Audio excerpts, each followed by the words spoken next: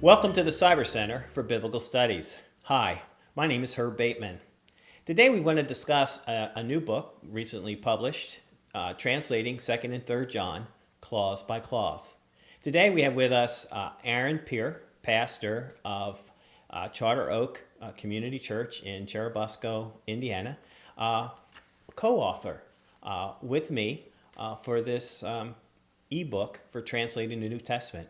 Aaron, welcome. Good morning, Herb. Well, let's talk about this book. This book that is recently published. Can you tell us a little something about, in succinct manner, what to expect if someone was to purchase this book? Yeah, the goal is to help pastors and students be able to easily translate 2nd and 3rd John. And so we have it kind of broken up into 3 sections. We've got an introduction, and then we've got a section for translating, and then at the end we've kind of got an answer key or a guide for how we have translated it and why. Okay, good. So how about you did the introduction. Do you want to go ahead and kind of talk a little bit about that? Sure, let me do that.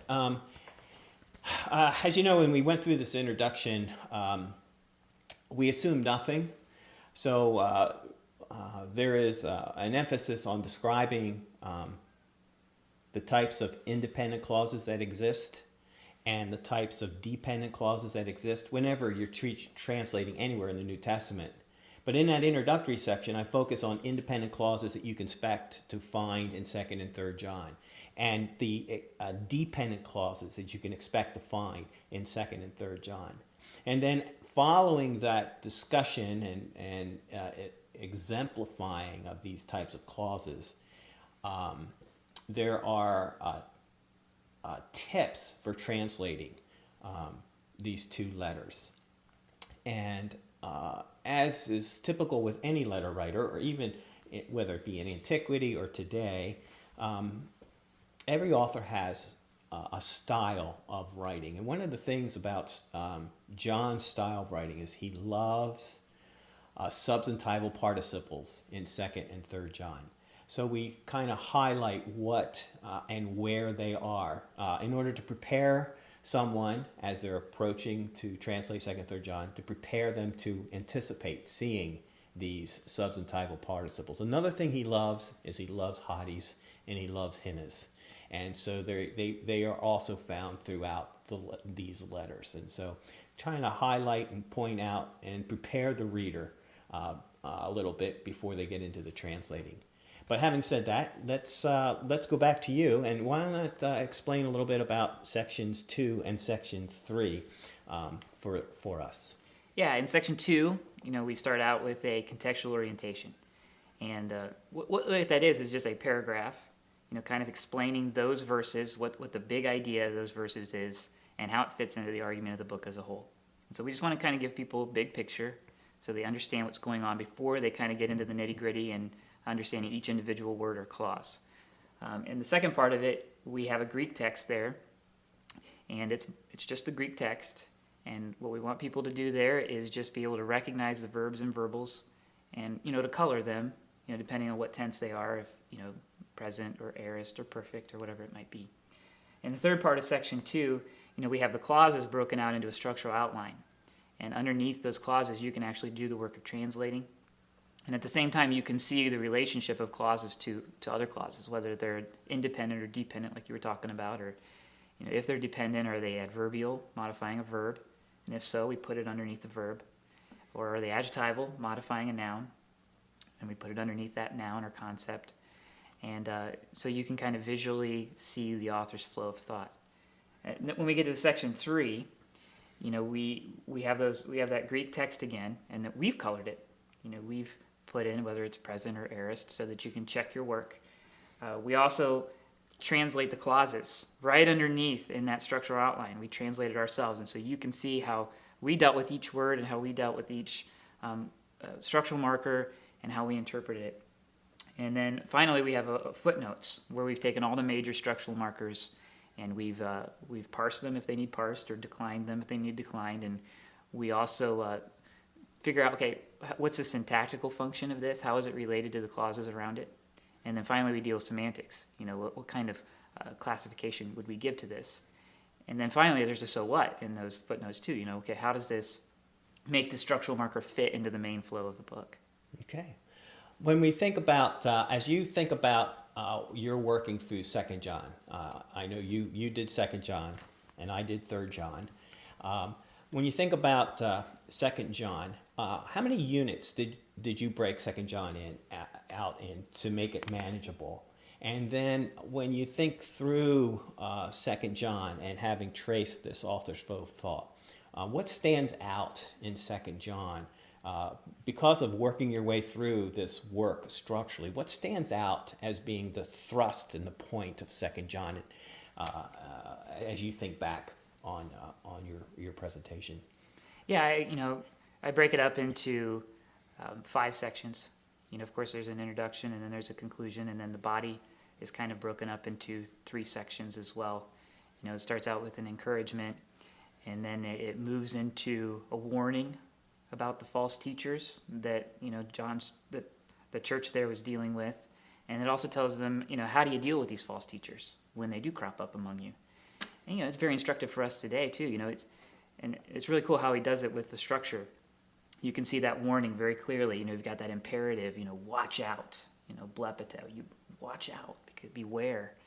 And then he uses henna, just like you were talking about in the introduction, in order to tell you the reasons why you need to beware, because you might lose all the stuff that you've worked for. This church you've built might be undermined. And he says you also might not receive your reward in heaven, because you've fallen for the lies of these false teachers. And so you can see that very clearly structurally. You got that main verb, blepete, the imperative, and then you got the henna clause broke out. Here's the 2 reasons. And same thing with the method on how to deal with these false teachers. You've got this structure there as well. If anyone comes to you, this if clause, then. Okay, so you can see that graphic right there in that contextual outline. What do I do if false teachers come?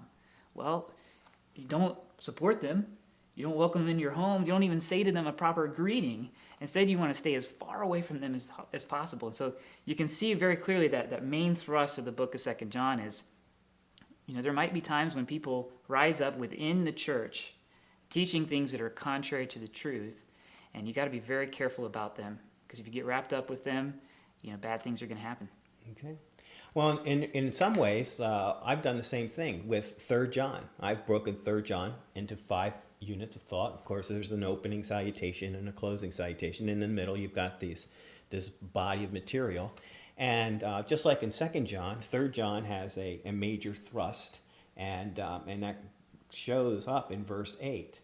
After John has already praised Gaius for his support of itinerant servants of God preaching about Jesus, he comes out and says, we all ought to be supporting God's servants, and that is the thrust of John, which is clearly evident through the structural marker un. Therefore, we all ought to support God's servants who are preaching and teaching Jesus. And then he comes later on and describes someone in a neighboring local church who is not. And he uses these descriptive participles to describe Diotrephes. And John is not a happy camper because of the fact that Diotrephes is refusing to honor those who are preaching the gospel by supporting them. And it becomes a major issue. But you can see this development in John. The praise of Gaius, the disappointment of Diotrephes, and then talking about Demetrius, one who is worthy of support, as he's writing this letter of reference on behalf of Demetrius to receive support. So you can see that those transitions going from one person to another, and but ultimately the thrust of 3 John is our responsibility to support God's ministers and vocationally called servants. How do you see this book being a help to pastors and students preparing for ministry, or pastors who are preparing to preach on 2nd and 3rd John?